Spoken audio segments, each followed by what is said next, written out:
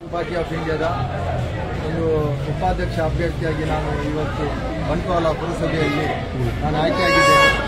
ಪಕ್ಷ ಕೇವಲ 17 ವರ್ಷದಲ್ಲಿ ಬಂಟ್ವಾಳದಂತಹ ಒಂದು ಸೆನ್ಸಿಟಿವ್ ಮತ್ತೆ ಒಂದು ಪ್ರತಿಷ್ಠಿತ ಪುರಸಭೆಯಲ್ಲಿ ಪಕ್ಷದ ಒಂದು ಅಭ್ಯರ್ಥಿಯಾಗಿ ನಾನು ಆಯ್ಕೆಯಾಗಿರುವುದೇ ಪಕ್ಷದ ಒಂದು ಬೆಳವಣಿಗೆಯ ಒಂದು ಸಂದೇಶವನ್ನು ಇಲ್ಲಿ ನಮಗೆ ಕಾಣಲಿಕ್ಕೆ ಸಾಧ್ಯ. ಅದೇ ರೀತಿ ಈ ಒಂದು ಸಂದರ್ಭದಲ್ಲಿ ನಮ್ಮ ಬಂಟ್ವಾಳ ಪುರಸಭೆ ವ್ಯಾಪ್ತಿಯ ಮರ್ಹೂಂ KM ಶರೀಫ್ ಸಾಬ್ರವರ ಒಂದು ಪಕ್ಷದ ಸ್ಟಾರ್ಟಿಂಗ್ ಅಲ್ಲಿ ಒಂದು ಮಾತಿತ್ತು.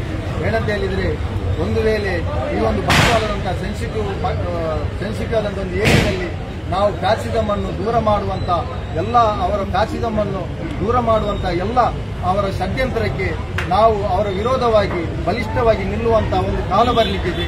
ಆ ಕಾಲದ ಒಂದು ಮುನ್ನುಡಿಯಾಗಿರ್ತದೆ ಇವತ್ತು ಒಂದು ಆಯ್ಕೆ ಪ್ರಕ್ರಿಯೆ ಆಗಿದೆ.